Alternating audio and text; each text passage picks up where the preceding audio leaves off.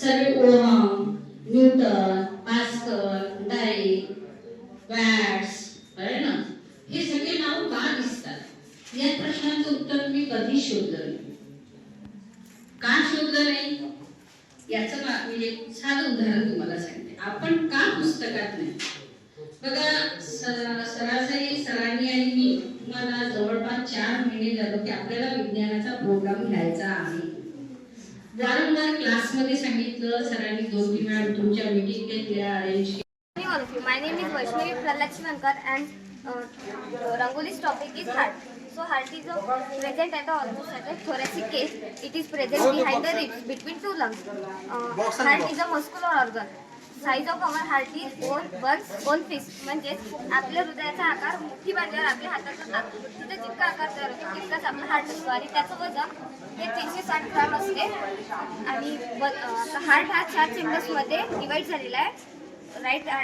right atrium and right ventricle, left atrium and left ventricle. आपले जे हार्टचे जे शुद्ध रक्त आहे ते राईट पल्मनरी आर्टरी मधून येते आणि जे अशुद्ध रक्त आहे ते लेफ्ट पल्मनरी मधून येते. तर आपलं जे हार्ट आहे ते आपल्याला खूप महत्त्वाचं असते, कारण जर आपल्या हार्टचे असते ते आपण त्याला आपल्या मताने नसते चालू शकत, कारण की ते आपल्या बॉडीतलं सगळ्यात इम्पॉर्टंट हे आहे पार्ट. सुपेरियर वेना कावा आणि inferior vena cava. Superior vena cava काय करते, जे आपल्या हार्ट बॉडी पार्ट मधलं अप्पर पार्ट मधलं डिऑक्सिडेटेड ब्लड असते ते सुपेरियर वेना कावाने आपल्या लेफ्ट राईट आर्टरीमध्ये येते आणि इन्फेरियर वेना कावाद्वारे आपल्या लोअर बॉडी पार्ट मधलं जे डिऑक्सिडेटेड ब्लड आहे ते पण लेफ्ट ॲट्रियम मध्ये येते आणि तिथून ते राईट वेंट्रिकल मध्ये जाते तिथून आणि मग ते पल्मनरी आर्टरी थ्रू ते लंग्सकडे जाते. कशासाठी, तर ते ब्लड प्युरिफाय व्हायसाठी, ऑक्सिजन व्हायसाठी. ते ब्लड प्युरिफाय झाल्यावर पल्मनरी वेन्स थ्रू ते लेफ्ट आर्टरीमध्ये येते आणि तिथून ते लेफ्ट वेंट्रिकलमध्ये जाते आणि सिस्टमॅटिक ऑर्गन थ्रू ते पूर्ण ऑल बॉडी पार्ट्सकडे जाते. माझे नाव गौरी प्रकाशराव सोनटक्के आहे. मी इयत्ता 9 ब मध्ये शिकते. माझ्या प्रोजेक्ट सॅटेलाईट आहे. सॅटेलाईट ही एक वस्तू आहे जी अंतराळातील एखाद्या मोठ्या वस्तूभोवती फिरते. सॅटेलाईटचे मुख्य 2 प्रकार आहेत, नॅचरल सॅटेलाईट आणि आर्टिफिशियल सॅटेलाईट. नॅचरल सॅटेलाईट म्हणजे नैसर्गिक उपग्रह. हे पृथ्वीभोवती फिरणाऱ्या चंद्रासारख्या नैसर्गिकरित्या घडवणाऱ्या वस्तू आहेत. आर्टिफिशियल सॅटेलाईट म्हणजे कृत्रिम उपग्रह. हे मानवनिर्मित वस्तू आहे जे अंतराळात काही उद्देशासाठी पाठवले जातात, जसे की दळणवळण, हवामान निरीक्षण आणि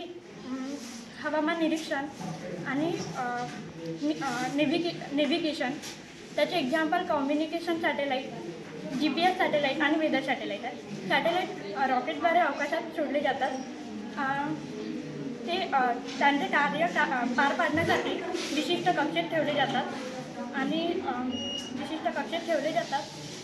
ते त्यांच्या उंचीनुसार, ते त्यांच्या उद्देशानुसार उंचीवर पृथ्वीभोवती प्रदक्षिणा घालू शकतात. त्याचे एक्झाम्पल काही सॅटेलाईट पृथ्वीच्या खूप जवळ असते तर काही पृथ्वीपासून दूर असते.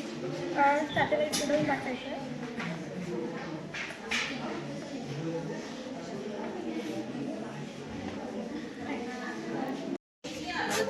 माझं नाव समृद्धी विलास वानखडे. माझं नाव श्रावणी दिनेश ठाकरे. माझं नाव जगवी प्रवीण खंडारे. आम्ही 18 क विद्यार्थिनी आहे आणि आमच्या रांगोळीचं नाव आहे सेव्ह इन्व्हायरमेंट. यामध्ये सर्वात आधी दाखवली आहे अर्थ, त्याच खाली लिहिलं आहे सेव्ह प्लॅनेट आणि त्यावर लिहिलं आहे you can help the earth. म्हणजे आपल्याला अर्थची हेल्प करायची आहे. ते कशी, तर ते आता आपण बघू. सर्वात आधी दिलं आहे यूज मी, म्हणजे आपल्याला डस्टबिन यूज करायचा आहे. जर आपण परिसरामध्ये कचरा टाकत असू तर ते अन्य जनावर त्यांचं अन्न समजून ते खाऊ शकतात. त्यांनी ते खाल्लं नाही पाहिजे आणि त्यांची संख्या कमी नाही झाली पाहिजे, म्हणून आपल्याला डस्टबिन यूज करायचा आहे. आणि नंतर आहे सेव्ह H2O. आजकाल H2Oचा मिनिंग सर्वांना कळतो, म्हणजेच वॉटर. आपल्या पृथ्वीवर 0.3% फक्त पिण्यायोग्य पाणी आहे आणि 71% खारं पाणी म्हणजे समुद्राचं पाणी आहे, म्हणून आपल्याला सेव्ह वॉटर सुद्धा करायला हवं. नंतर आहे सेव्ह पेपर. पेपर कुठून बनतो? वूड पासून. वूड तयार करायसाठी आपल्याला झाडे पाहिजे आणि पेपर पेपर तयार करायसाठी आपल्याला झाडे कापावी लागतात. जर जास्तीत जास्त झाडे कापल्या गेली तर ऑक्सिजनचं प्रमाण सुद्धा कमी होऊ शकते. ते प्रमाण कमी न होण्यासाठी आपल्याला सेव्ह पेपर सुद्धा करायला हवा. नंतर आहे रिसायकल म्हणजे रियूज. आपल्याला ज्या वस्तू आपण रियूज करू शकतो त्यांना रियूज करायला हव्या. असं नाही की सर्वच वस्तू आपण रियूज करायला हव्या. ज्या वस्तू रियूज करणे योग्य आहे त्यांना आपण रियूज करायला हव्या. नंतर आहे यूज सायकल. आजकाल नवीन व्हेकल निघत आहे, त्यामध्ये डिझेल पेट्रोल वगैरे टाकावे लागते. आणि त्या व्हेकलच्या जर धुरामुळे जर एखादा व्यक्ती जर त्या व्हेकलच्या धुरामध्ये जास्त राहिला तर त्याला रेस्पिरेटरी सिस्टीमचे प्रॉब्लेम सुद्धा होऊ शकते. म्हणून आपण असे व्हेकल टाळायला हवे आणि सायकल यूज करायला हवी. जर आपण सायकल यूज केली तर आपला व्यायाम सुद्धा होतो. नंतर आहे स्टॉप पोल्युशन म्हणजे आता फॅक्टऱ्यांचं प्रमाण जास्तीत जास्त वाढलेलं आहे आणि त्या फॅक्टरीमधून जो धूर निघतो त्याने सुद्धा आपल्या रेस्पिरेटरी सिस्टीममध्ये प्रॉब्लेम येऊ शकतात आणि कॅन्सर सारख्या मोठ्या बिमाऱ्यांचाही आपल्याला सामना करावा लागणार. आणि नंतर आहे सेव्ह ट्रीज. आपल्याला झाडे सुद्धा वाचवायला हवी. आजकाल मोठे जंगल उद्ध्वस्त होत आहे, त्यामध्ये झाडे सुद्धा आपण कापत आहे. जर जास्तीत जास्त झाडे कापली तर ऑक्सिजनचं लेवल सुद्धा कमी होऊ शकतं आणि ते आपल्यासाठी हार्मफुल आहे. नंतर आहे सेव्ह इलेक्ट्रिक. आपल्याला इलेक्ट्रिसिटी सुद्धा सेव्ह करायला हवी. जर आपण इलेक्ट्रिसिटीचा जास्त यूज केला तर इलेक्ट्रिसिटी सुद्धा एन्व्हायरमेंट पासूनच येते आणि तो सुद्धा आपल्यासाठी हानिकारक आहे. थँक्यू.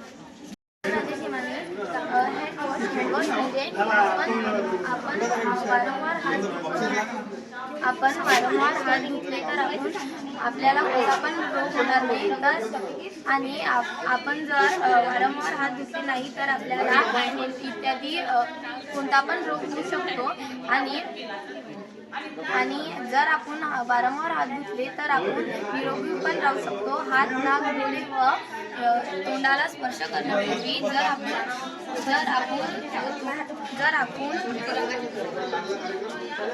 जर आपण हात धुतले नाही तर आपल्याला सर्दी, ताप, खोकला व इत्यादी रोग होऊ शकते. आणि हात स्वच्छ ठेवले तर आपण निरोगी पण राहू शकतो. माझं नाव ईश्वरी राजेंद्र देशमुख. आज मी मला ऑलवेज यूज सॅनिटायझर याबद्दल सांगणार आहे. जेव्हा सॅनिटायझरने आपल्याला वेगवेगळे आजार होऊ शकत नाही. तसेच आपण बाहेरून खेळून आलो की तसंच जेवायचं नाही. पहिले सॅनिटायझर करून घ्यायचं आणि आपल्याला वेगवेगळे आजार होऊ शकत नाही. जर आपण तसंच काही खाल्लं पिलं तर आपल्याला आजार होऊ शकते. त्याच्यामुळे आपल्याला सॅनिटायझरचा वापर जास्तीत जास्त प्रमाणात करावा लागतो. माझं नाव गौरी वासुदेव दार्लेकर. अल्पोर हे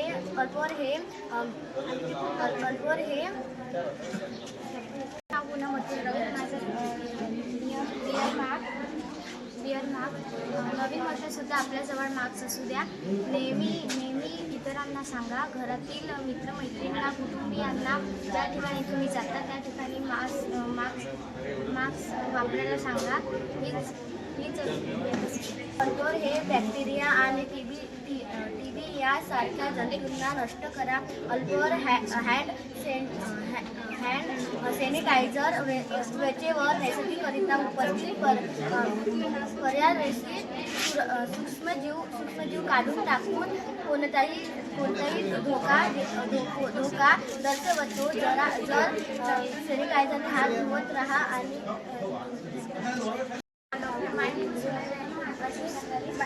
My Rangoli topic is sleeping. Good afternoon, ladies and gentlemen. Rangoli's topic is the liver is a large. The liver is a large artery in the upper right abdomen that performs a vital function in the body.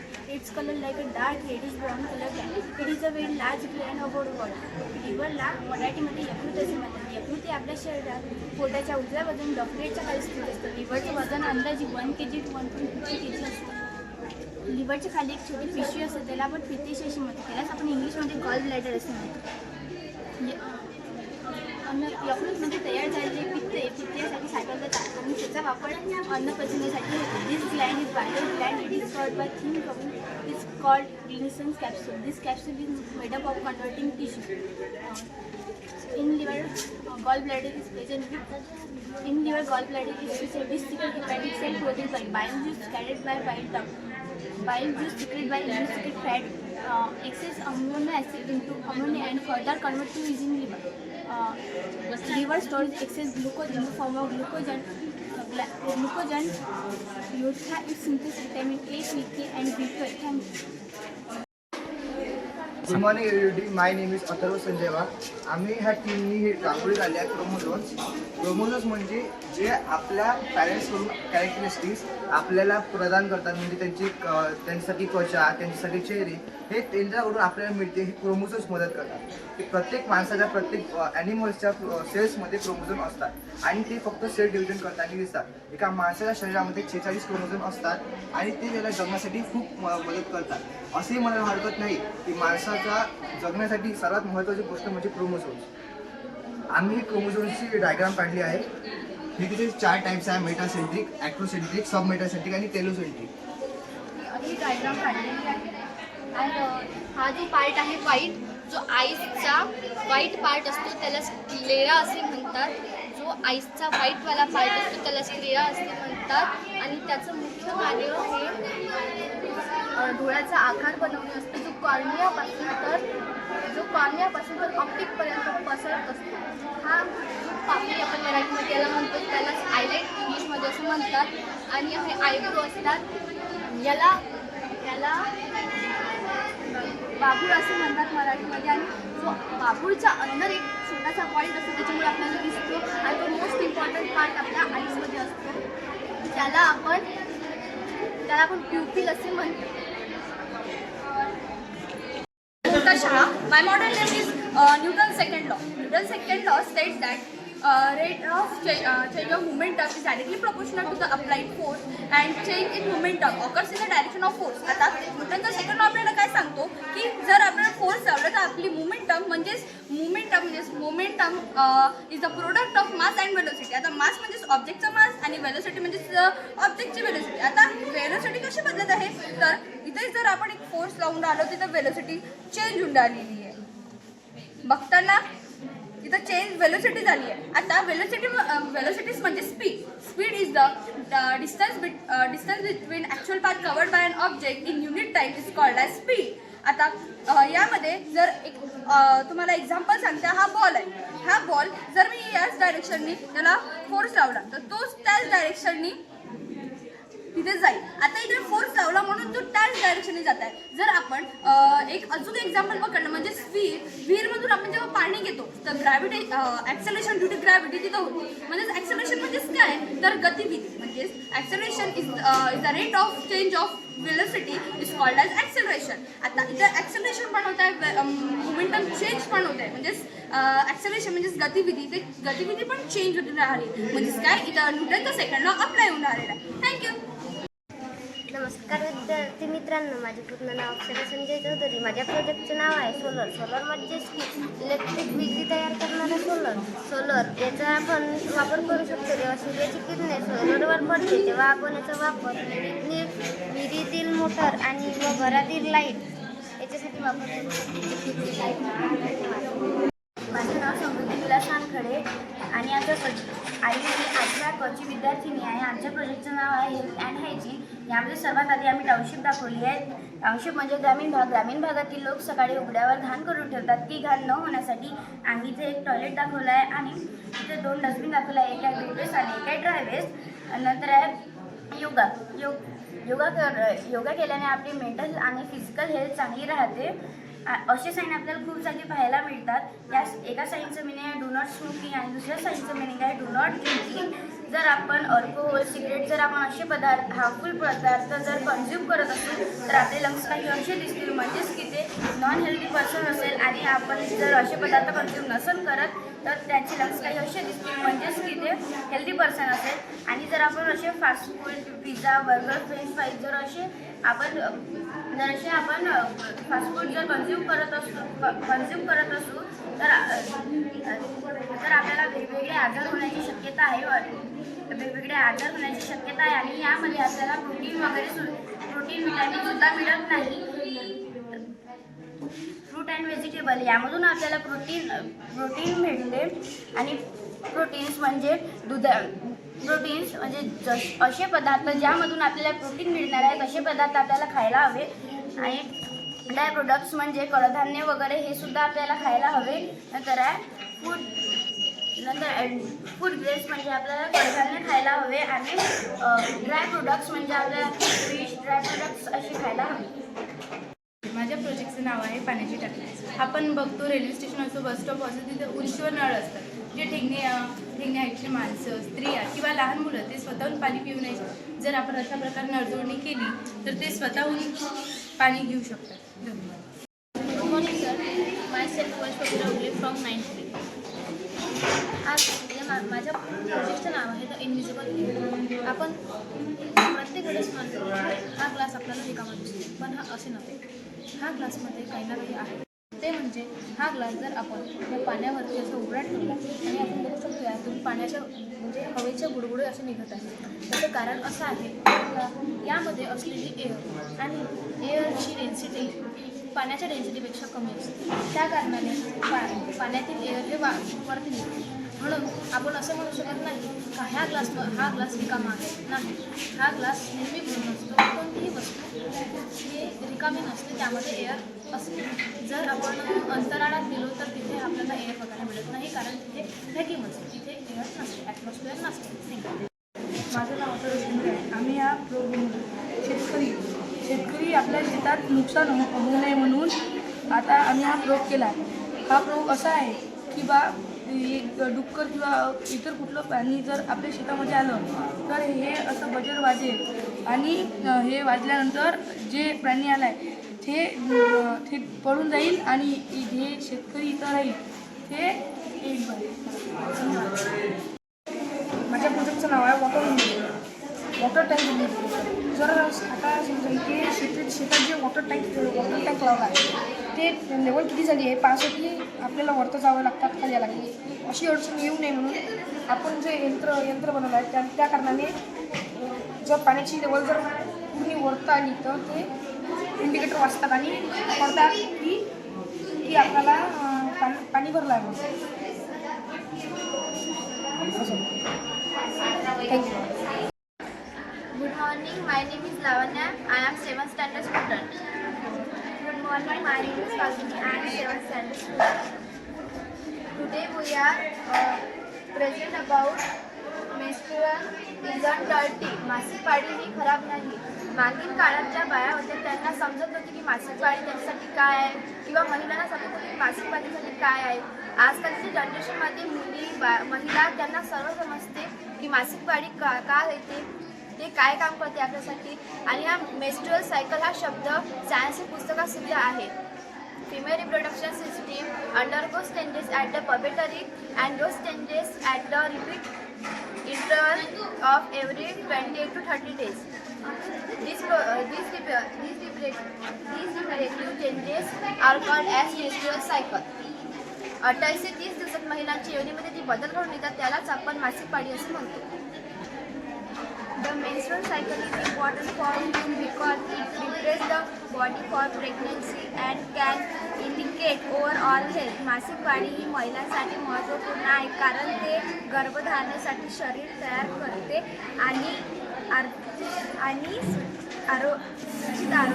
तेरी वो रफ्तार हो रोके से भी तू ना रुके हासिल कर ऐसा शिखर पर्वत की भी नजरें उठे.